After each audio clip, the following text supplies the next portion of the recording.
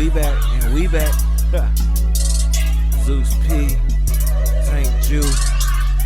Let the light in, man. It's the 2-hour lunch break, dog. I'm locked in. So turn your speakers up a notch and grab the white gin. And when I'm on the road to the office or the crib, it's Big Zeus, St. Jude, the ones I wanna hear. This is that 2-hour lunch break live from Lady Bird J Lake. Coming to you live, putting on for the city. This is that 2-hour lunch break live from Lady Bird J Lake. And it's coming home to Texas. It's coming home all the way to Austin, Texas, baby. What's good, y'all, man? Welcome back to another episode of the 2-Hour Lunch Break Podcast, a podcast for Austin, from Austin. I'm your host, Trotwood Zeus, and today we got a special guest in the building, man. Somebody whose energy you can feel the moment he walks in the room.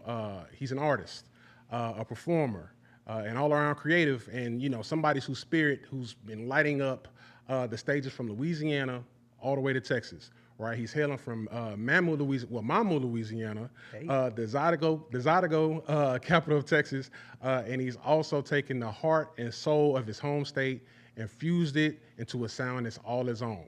He's performed everywhere from Tipitina's to the New Orleans Pelicans halftime show, and now he's making his mark right here in Austin. Beyond the music, he's a husband, a father, and a creative on a mission to spread joy, self-reflection, and good energy through every note. We're talking about none other than the homie, LeTrainiump, man. Welcome to the 2-Hour Lunch Break, man. How are you doing? What's up? Hey, man. Good, so, man. Number one, man, I said this off air. I appreciate you taking time out of your schedule to pull up. I know you got a lot of pots on the stove. Your husband, father, you trying to manage all your life stuff, man. So, number one, shout out to you for coming out. Come on. Man, so let's go ahead and get to it, man. Let's talk about your background, right? So, Mamou Louisiana, right? It's not a place too many people know about, man. So, talk about your experience growing up there and like what's it like growing up in like the Zydeco capital of the world. It's vibrant.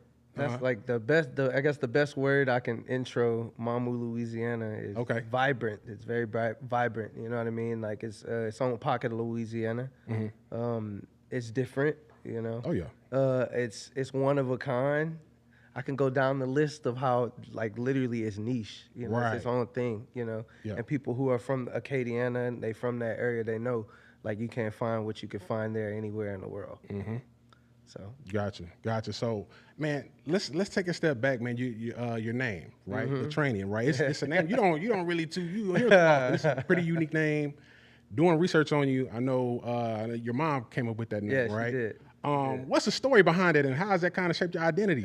Man, the story it goes a lot of ways. It's like you be asking your parents things, and you would think that they would like tell you, but then they, myth become legend. Right. You know what I mean? Right. Like, so there's no definite as to how I got it. I just know that anytime I would ask her why she named me LeTrainiump, she would always tell me it's because she wanted me to be different. Okay. She wanted me to stand out. Right. Which is really cool because she kind of called it. I'm the only one on earth with this name. Yeah. You're never gonna see it. Right? Nah, man, you won't find another LeTrainiump. You can search for days. Exactly. You ain't gonna find another one like me. Okay, cool. So, I know you mentioned in the past, your first taste of creativity came from your aunt's Casio keyboard. Yeah. And also, church choirs and stuff like that. What is it about those early sounds that made you fall in love with music? There's like this weird corniness to it. Like it's cheesy. You know what I mean? Like it's like I remember my childhood being like watching Disney Channel, watching like Cartoon Network. You know what I mean? Right. You hear all these crazy sounds, and you realize that a lot of those sounds came from a keyboard called the DX7, a Yamaha DX7. It gave a lot of like sound effects to 80s sounds. Like a lot of those things came from that. Okay. And I think just starting with the simplicity of that Casio was just like, it's so cheesy, you're gonna remember it. You know what I mean? Yeah. My children have toys at home that kind of play these little songs or whatever, and it'd be like the most memorable thing in my brain. When I think about it all day, it's like I can hear the Bluey theme song over and over and over and over and over again. And I think that simplicity is like what drew me to it. Right. And I guess learning on that keyboard specifically was just like, well, maybe like, it's anybody can go buy a starter keyboard and make those sounds. You know what I mean? It's what you do with it. Exactly. You know what I mean? There we go. So it's a cool thing. It's a cool thing, man. Like just being inspired by the simplicity and the simple things in life around you that are available to me. You know what I mean? And that was available to me at the time. Gotcha. So, question for you. Like when did it first click for you that music wasn't just a hobby, right? It's something you wanted to pursue and like kind of build your life around. Okay. This is gonna sound crazy, but I feel like it's something I've always known I wanted to do. Okay. You know, I just didn't know it would ever be possible. You know, as a kid, I was naive to think that I could start a boy group and be the next like B5. You know what I mean? Like, but in truth, it started with a Sammy CD. Like, Sammy was hard though. Sammy, back in the you know day. what I So mean? I can't deny it. I give you that one. Right, yeah. Each and every day. You know what I mean? Like, it started with that. Like, Okay. Like my sister had got the CD, and when I took it from her, and then I just listened to it every day, and then that kind of like it brewed something in me. It's like, oh, I want to do that. Like, it's brewing, you know. But it wasn't until like I became an adult. And then I traveled the world. Like, I went and live overseas for a while. It's like my mind was open. By the time I got back, I was like, man, if I could do that, I could do anything. Let me try to do this. Like, it wasn't until about, like, I'd say about 24, 25 that it kind of clicked with me that I was like, if I put the time in to do this, if I could, you know, go to Romania several times in the past few years, surely I, LeTrainiump from small town Mamou, can figure out how to do this, what I love, every day, you know? Yeah. Okay. I love that. So I was gonna say, talking about your sound, right? So your sound, just listening to it, going back myself and listening to it, it's like you get some hints of R&B, pop, funk, also, you know, some Louisiana sprinkled in that, right? It's nostalgic, but it's also like a fresh take on all of that put together. Yeah. Right? How did you find a way to balance all of those different sounds and influences in the way you have today? Collaboration. Letting your musicians be them. Okay. That took me a long time to learn, man. But like, I have a song out called "So Alive," and "So Alive" is like, it's a really catchy song. It gives like family reunion vibes. Like, you just like, it's just something you could play. Like, you got those songs you play at gatherings that's in the background that make everything just feel good. "So Alive" is one of them songs. Okay. And there's like 20 different versions of that song. You know what I mean? From the first iteration of the band LeTrainiump to the New Orleans version of that when I got new musicians to what it sounds like now with my actual like band that backs me, you know what I mean? And I think just getting in tune with them and letting them speak through their instrument and do what they know how to do, you know what I mean? Gotcha. So I know you were talking about you know, the band LeTrainiump, right? Like how did that first come together? So I knew when I first started like writing music, like I've always wanted to be like I was never gonna do this by myself. Like as much as I would want to and play a track, which there was a day where it was just me and a track. As much as I would want to do that, it's coming from a Mamou, Louisiana, where you're surrounded by excellent musicians. You know what I mean? Just moving to a New Orleans where you find real people who play real music. You know what I mean? Like they know how to play. There's 8-year-olds there that could like play circles around adults. Here and everywhere else, you know what I mean? Like, but just like when you come from something like that, you just know the energy it brings when you have people with you on stage. Like there's a transfer happening, you know what I mean? And I think for me personally, it's like I want to keep that alive in my music. I want to keep that alive in my performance everywhere I go, as far as I go, you know what I mean? It's a little piece of home with me, you know? Gotcha. So kind of off topic, it's almost like you like grew up in like a organic like music conservatory type of space. So okay, I love that. So going back to your influence, right? So I know you had spoken about, I know like Michael Jackson, Keith Frank, Luther Vandross, a lot of those, you know, kind of, you know, influencing you. How do they show up in your music today? Like, are there hints of like, you know, certain runs you might pull or something like that? What does that look like? For sure. I'll tell you a really cool thing that happened, and then I'll get to how that works. Okay. I was on Threads today. Now, I made this EP. Now, what I do, a part of my process, let's back it up a little bit. Okay. Part of my process is music selection, playlisting, like Gotcha. taking your influences and cooking it all together in a gumbo. Let's just call it that, you know what I mean? Throwing it all in one pot. a lot of times I'll make a playlist of songs that sound like what I'm trying to achieve in my head. Okay. And then I'll just listen to it over and over again. Well, a lot of those songs end up being my favorite songs over and over and over and over again. So you'll hear like the Michael Jackson and just how high I'll sing on something. Or I'll give you one, New Edition. Like, I got heavy in the New Edition for a little minute, bro. Yeah. Like, I was like, or it really started with Bobby Brown, and then I was like, oh, New Edition is the wave, and I started wanting to do, like, bring New Jack back. Right. But, like, I got this song, Falling Again. Man, if you listen to the hook of that song, it feels alternative, like, when you hear the music. But realistically, like, if you're listening to that song, and you're listening to If It Is in Love, it has that bounce to it, you know what I mean? And I think, for me personally, I want to recreate that with my sound. I want to, not just like the New Edition style of it, but like adding the influences like the Michael Jackson. Like I got a lot of stuff that's tucked away right now that's like, you know, just stretching backwards, like pulling from a past sound, but giving a fresh take on it. You know what I mean? My own take on it. Gotcha, you know? Gotcha. So I know in one interview in the past, you had said that your goal is for your music to feel like they've heard this song before. Yeah. Right? Can you kind of break down what that means to you? Nostalgia. I want you to feel like you heard this. You felt this before. You know what I mean? Like you know what this feels like. You know, like I don't really know how to explain it other than one time I was playing Tipitinas. I walk off stage and I was opening that night. I've never really played a headline show there, bro. I'm opening.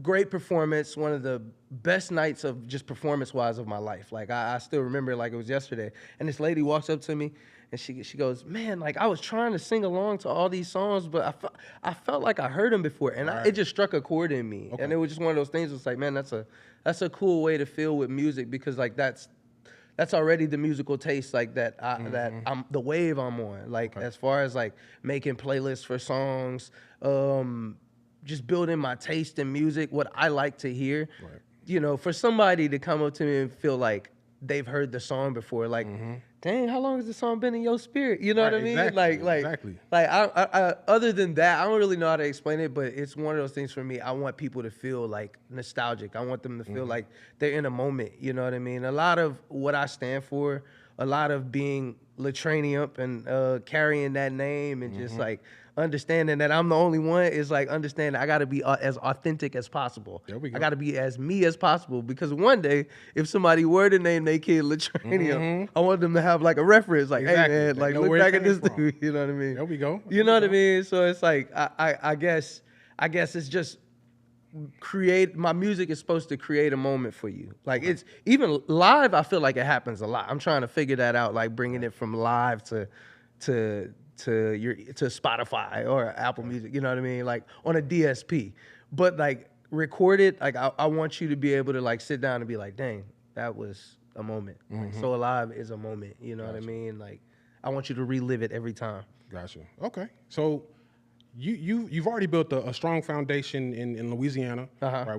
You had already talked about it, performing at Tipitinas. You had performed at the New Orleans Pelicans halftime show. What inspired the move from Louisiana to come to Austin? So, my friend from the Bros Fresh. Okay. Shout out the Bros Fresh. Shout out the Bros. Shout out the Bros. No, really though. That's my brothers.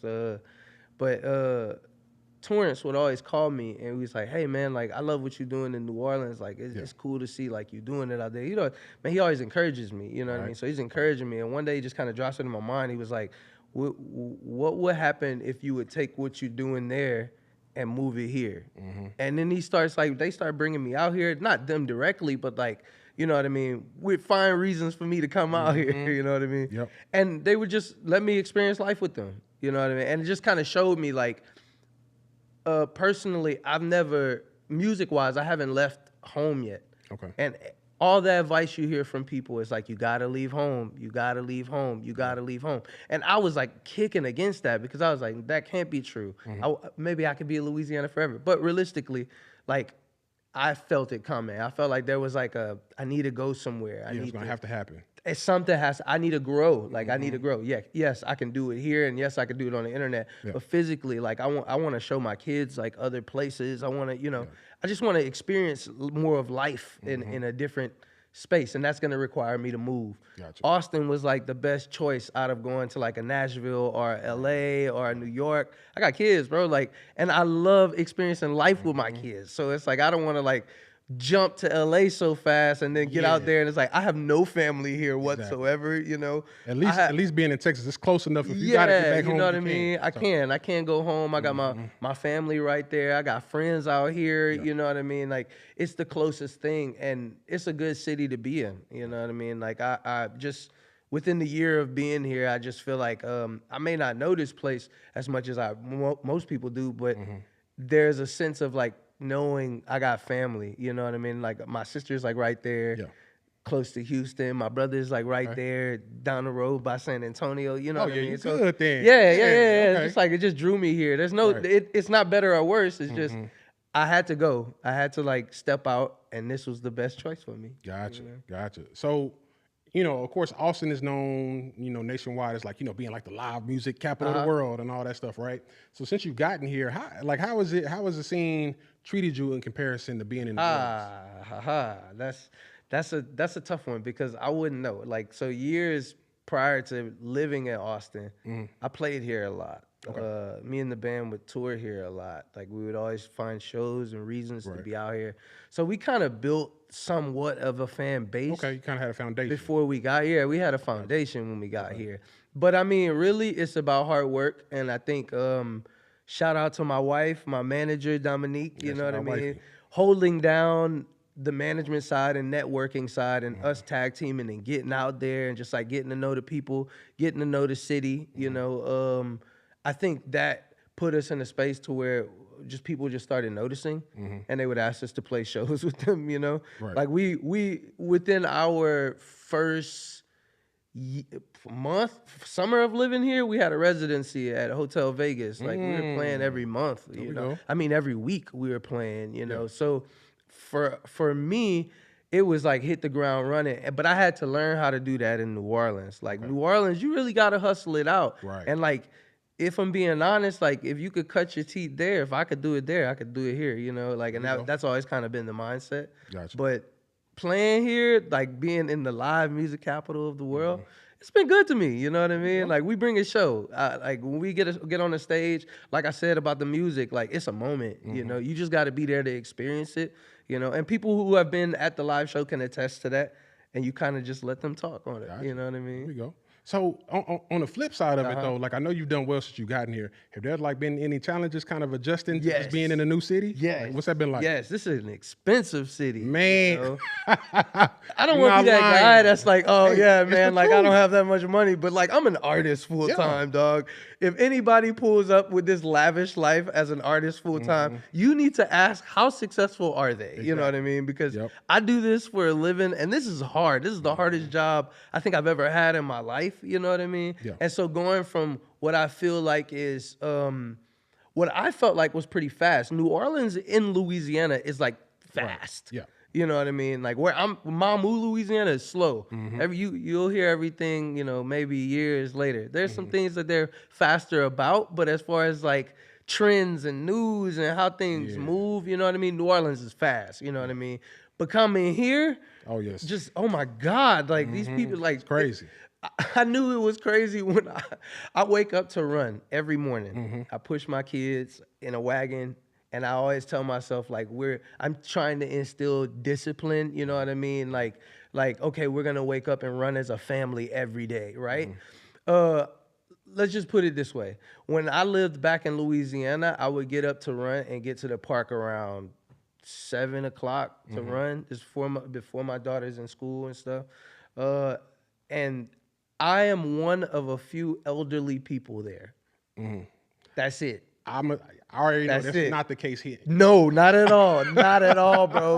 Not at all. So I pull up to Zilker at packed out 7:30, and I think, yeah, early bird gets the worm. LeTrainiump showed up for work. Not at all, bro. People were leaving the park, and I'm just sitting there like, yeah. Oh my God! I gotta get faster. You know what I mean? Yeah. But being here has put me in a space that's like, all right, look, I know that I could keep up, you know what I mean? And if this is what I got to keep up with, let's keep up, you know what I mean? This is fun. I love what I do, you know what I mean? Gotcha. I like waking up to it every day. So if that means I got to wake up earlier to get to the park, to get my parking space, I will. Hey, I you gotta will. do. So kind of piggybacking off of that. So since you've gotten here, I know you've been here a year plus at this point. Have any like collaborations opened up that wouldn't have opened up had you still stayed back home? Music wise? Yeah. I don't know. I don't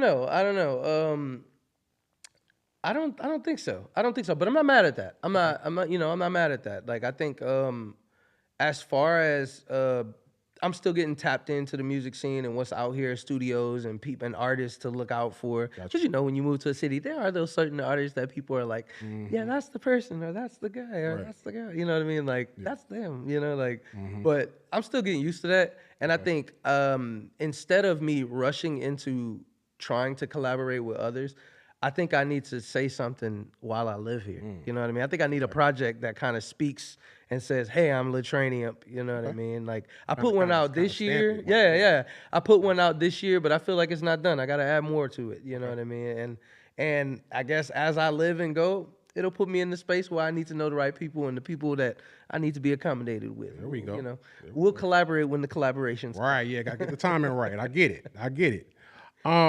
So on a more personal note, right? We had talked about it off air.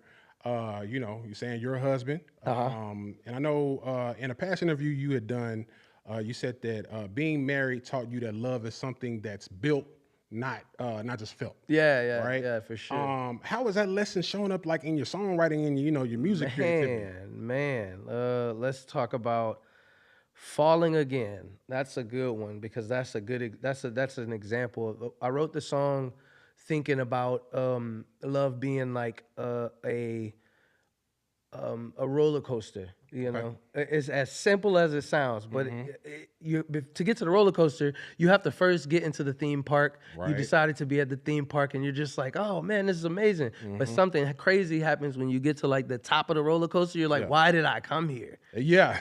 What did I do? What was I thinking? And then you drop, and then you have the greatest thrill of your life. And here it goes again. Gotcha. And then from there, you're open to, at least for me, after I have that first one, I'm like, all right, let's hit all the rides. Run it back. Yeah, I want that slide. I want that one. I want that. You know what I mean? Yep. And I think that to me is how the lessons of being a husband, the lessons of being a father, the lessons of everything that I'm learning in life kind of present themselves through the music. Okay. You know, like for instance, with Falling Again, let's see, what's the lyrics? Moonlit nights on the Eiffel Tower in Paris. Remember when we spent Thanksgiving in France? Because we did that. After all these years, it's silly to admit I still get butterflies when I hold your hand. Because those things are true. Yeah. Because people don't talk about the fact that, like, when you've been in a committed relationship for a long time, like, we're not talking like 2-3 years in a relationship. We're talking about almost a decade. Yeah, you know what I mean? Like, it's work. It's work, you know? And I think one movie comes to mind. There's a movie called When Harry Met Sally. Okay, yeah. At the end of the movie, there's these interviews or throughout the movie, there's like these interviews of people that are just like, you know, how they fell in love and just how it happened and things like that. And I think there's a part in it that just, I don't know, just the stories of how they're talking about that. It made me see something where I think for me, when I look back and I begin to tell my story to my grandkids of how it happened, how I found the one, you know what I mean? I want to know that I reflected it correctly and what it really is. And the only way to do that is to think with intention and actually build it, you know? There we go. I love that. So piggybacking off of the marriage question, right? You're also a father, right? I know off air we said you got 2 kids. Yes, sir. A boy and a girl. Man, how has fatherhood kind of reshaped your purpose as an artist? It's like looking in the mirror. Yeah. You know, like I really got to ask myself, like, these kids are going to hear these songs. It doesn't matter how far I get in my career, man. This could be the end. This could be it for me right here. My kids are still going to hear these songs one day, you know? I know as a kid and as a teenager, music was more of an influence to me than my own parents' voices most of the time. You know what I mean? I want to make sure that they go back and listen to it and it's something that they're like, yeah, I needed that. I do need to stop overthinking. You're right. Right. Wow. You know what I mean? Like for them to know, like, I know what it feels like. There's a song that everybody wants to rule the world. That song connects on all aspects to people now, people my age. Yeah, they still run it back. I hear it in movies. You still get what I'm today, saying? Like it you just know? connects over time. You Right. know what I mean? And I think that's something that I want my kids like to see. I will say though, being a dad is not easy, bro. Like that's you know, like it's one thing that like I feel like it squeezed a lot out of me. You know, it's like, hey man, you really want to live this life? You really want to raise your kids? You really want to be present? It's gonna take work. You know what I mean? And I feel like if I could do that, I can do anything. You know what I mean? Like these kids are not easy. You know what I mean? At all. I'm right there with you. So I know we're talking about you being a husband, you being a father, right? How that along with being a creative, right? Like full time. Yeah. How are you able to like find any work-life balance with that? Like, how does that work for you? Gotta juggle. Yeah, man. Hey, I get it. You know, I'm still trying to figure that out. This is all new to me. You know what I mean? I'm doing all of this in real time. You know. Gotcha. But I think I'm a very disciplined person. Like anybody that knows me knows, like I'm going to meditate at this time. It's happening. Okay. If we're in a car ride, Right. it's happening. Yeah. If we're at a restaurant, sorry, I gotta step out. You know what I mean? Like maintain that structure. It's something I've had to learn because I feel like with ADHD, it's just kind of hard to stay on it. You know what I mean? So I gotta like put precautions in place. I take that stuff very serious, man. Like, I think it personally. I think that's what got me here today. Like just being disciplined about like I'm going to work like this. I'm going to show up every day. And it's not just about showing up and doing the work. It's like self-care too. But like, you know, actually showing up every day. Yeah. You know what I mean? So I don't know. You just got to stay in it. Just got to stay on it. You know? Gotcha. So, okay. So on a side note, I also have ADHD too, right? Yeah. And to the point where like I had to like take meds for it. And I'm the same way. Like literally, I have like a planner where like I like write my entire schedule down like a list, and it has to go that way. And I can like so I completely understand where you're coming from with that for sure. Gotta be. I gotta be. You know. So let's talk about the projects you've come out with, right? So I know one of the latest ones you came out with. I want to say this was 2024. You came out with a project, Stop Overthinking. Yeah. Right. And in an interview about it, I know you said it was about trusting your instincts. What inspired that project? Man, let's think. So it's actually 2022. Okay. I am realizing that I could do this for a living. I have all the right things happening for me in New Orleans. People back home are starting to wake up to what I'm doing. Yeah. I feel something like a hometown hero. It's like imposter syndrome just set in. And I was just like, I'm not, you know what I mean? Am I who I say I am? You know what I mean? Like I'm struggling to pay bills. I got my daughter, like I'm giving her this life. You know what I mean? At the time before my son was born. Gotcha. And there was just like a moment for me where I felt like I got to do something. You know what I mean? Like I got to do something. Like I don't know, bro. I like just thinking about it. I was just like, oh man, that was a hard time. But like I think imposter syndrome kind of just kicked in, and I just started talking myself down, talking myself out of things, and there was just weird sound in my head. Like when I get stressed like that, I start running more. I start I get intense in my workout. Right, you know what I mean? But there's like this song. There's this just playing in my head, and I couldn't really pinpoint what it was. And then one day I was like, I went to my friend Kronos. Shout out to Kronos, Global Warming, New Orleans. Shout out. There we go. I went to Kronos and I was like, bro, I got this idea for a beat, and he cooks up this it was different, you know what I mean? It was like, it's not necessarily R&B, but it kind of has that nostalgic feel to it, like just the beat of everything. And once I heard it, it's like the song started writing itself, bro. I kid you not. Like, I went home, put the keys together, like, quickly. At that time, like, my studio was, like, in my, what was then a studio, but turned into my daughter's room, you know what I mean? And I just went sit on the couch, and now, mind you, the year before that, my mom had just passed away. So I was in a very, like, what's going on with my life? Like, life this is all it for me. You know what I mean? It's, I was in a very depressed place, like very low place. And I just was like, I haven't sat down to write a song in a while. Let me just see what happens. Sat down, and then it's just like, seems like we're just getting older. Take it from me. And I just started over and over again, just playing these lyrics. And then one day I'm at my sister's house. At the time, she lived in San Antonio. I'm debating if I want to move to Austin. Like, I'm thinking about it then, but like not really, like, like I feel like I've kind of hit my peak of what I was supposed to do, and I ain't did nothing yet. That's the funny part. Like, all of this stuff for me to be sitting in my sister's house at 3 a.m. sitting outside because I couldn't sleep, and I was like, I'm just gonna go outside and look at the stars. I felt like I was gonna have like a Lion King moment. Mufasa was gonna come out the clouds and like, LeTrainiump, remember who you are. That did not happen. I sat there and I was like, bro, stop overthink. And then it kind of just hit me, and I was like, that's it. Like, that is anthemic. It was one of those moments for me where I felt like I hit a different curve musically. It's like everything that I had been tending in the garden finally sprouted. You know what I mean? And the direction came. I started realizing, like, I could do this. Like, this is something I want to do. Why do I like doing this? I like that moment of being able to, like, connect with my own thoughts, connect with myself, and then, let's share it with the world and see if they connect with it too. I love that.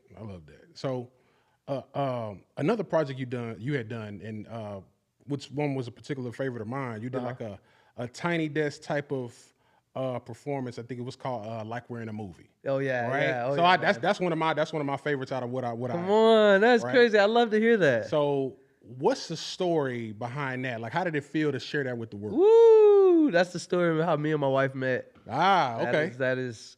We're at a restaurant. Just so happens she's there, I'm there. We never saw each other again. And then years later, I'm walking down the street. She's passing me up, and I was like, "Oh man, that's cool. We should like hang out." And that's it. That's all it was.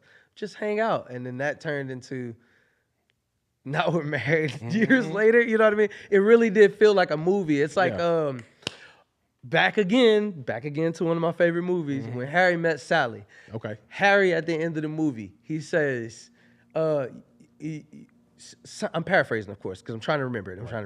And he says, when you find somebody that you fall in love with, or that you want to start the rest of your life with, you quickly start, or something like that. Like, you just like, when you find somebody, what I took from it, when you find somebody, and it's like you want to start your life immediately. You know what I mean? And it was like a movie. It really did happen like that for us. You go listen to the song, you can hear the story there. I'm not gonna say it all out here, but you know what I mean? Like, that's good to hear that that's one of your favorites, though, because that's one of my favorites. Oh, yeah. And see, and the thing is, scenarios like that means like it was like meant to be. Yeah. You know what I mean? Yeah, So I love that. Real love it still exists. Exactly. It still exists. Yeah. It still exists. It might sound fairy tale or corny to some people, but real love is out there, bro. It really do exist, because you know what I mean? I didn't just find a wife. I found a manager. I found somebody that saw my dreams for what they were and wanted to be a part of it and move it forward. You know what I mean? Yeah. I found a partner. Yeah, you know what I mean? I got a partner. You know what I mean? It's different. I get it.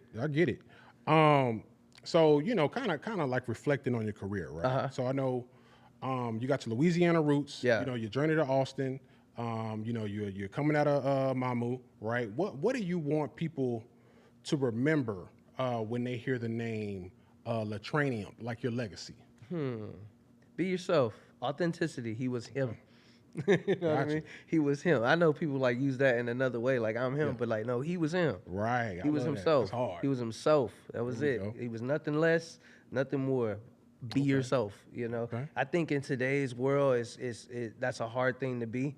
we got a lot of things put in front of us Right. that we didn't necessarily ask for, but we're not necessarily pushing away. You know what I mean? Like there's a lot of life in front of us, like that's just as millennial adults, like that you have the job now, you have the money now, you can do that. You know what I mean? Like you can go buy your own drinks now. You know what I mean? Like it's like we've gotten to that point where like where we'll imitate things, but we kind of lose ourselves in it. And then everybody has that little midlife crisis where they're like, oh, I found myself again. What if you never did that? What if you just like continue to evolve being yourself? You know what I mean? Like if you take anything from me, you take anything from a show, find out who you are, fall in love with that person, and be that person every day. You know what I mean? There we go. So musically, right? So what's next for you? I know we talked off air. I know you said you were kind of in the mode of like getting ready to lock in. What is that looking like for you? So right now, me and the band are actually working on my 3rd EP. Okay. I'm not gonna tell y'all the name of it. I don't want to give it away. Trust me, I was about to. I was like, it's about to get a 2-hour lunch break exclusive. I'm about to tell you, but it's like I can't tell you, and it's not because I can't, but it's just like I don't want to ruin the surprise. It's such a good project. Right. You know what I mean? I will say this. I do feel like this project is a continuation of my last project because there's still more things to be said. I think people should take the time and go listen to In Real Time to get a glimpse of what's coming. It's like more alternative.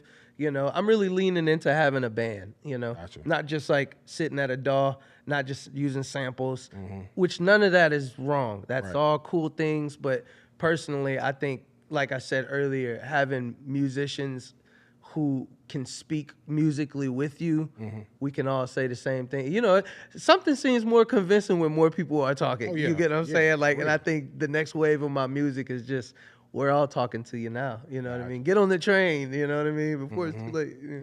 Got it. So before we wrap up, man, let's talk the future, right? Yeah. So I know you got all these pots on the stove. You got potential projects you're working on. You got the marriage. You got the children, everything like that. What does the next 5 to 10 years look like for you? Are we thinking a possible tour or albums? What is that? Where do you think that's gonna go? Yeah, tours, more tours. I want an album. Okay. I can say I want one. Right. But I want to make sure everybody is on to me before I do that album personally for me. You know, that day may never come. I might just put EPs out forever.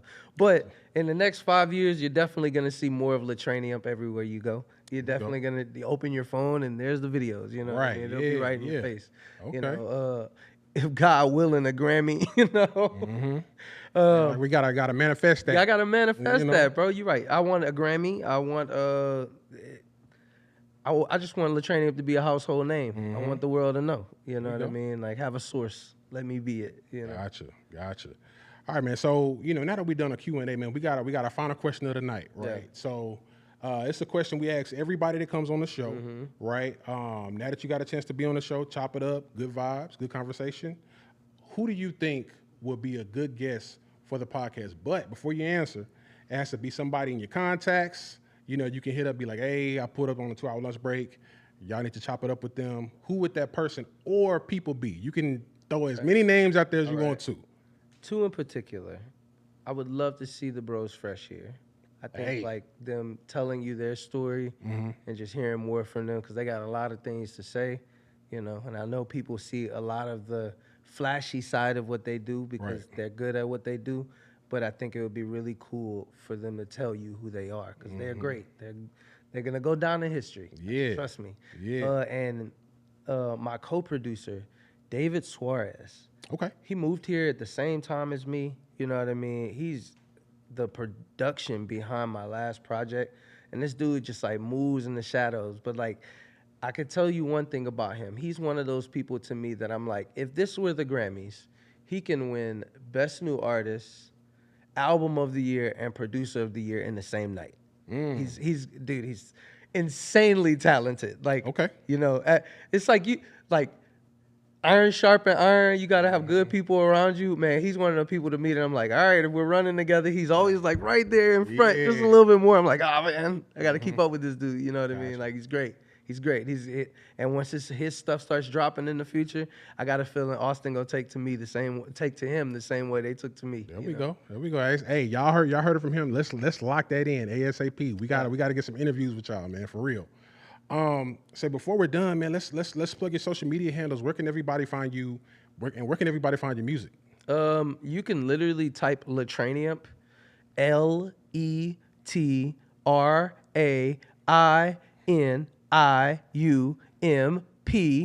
into anything and find it all. Literally, like you can like go into Google but if you want to, go ahead and follow me and use that to follow me on Instagram, Spotify. Show me some love, man. Like go check out my stuff. Find me.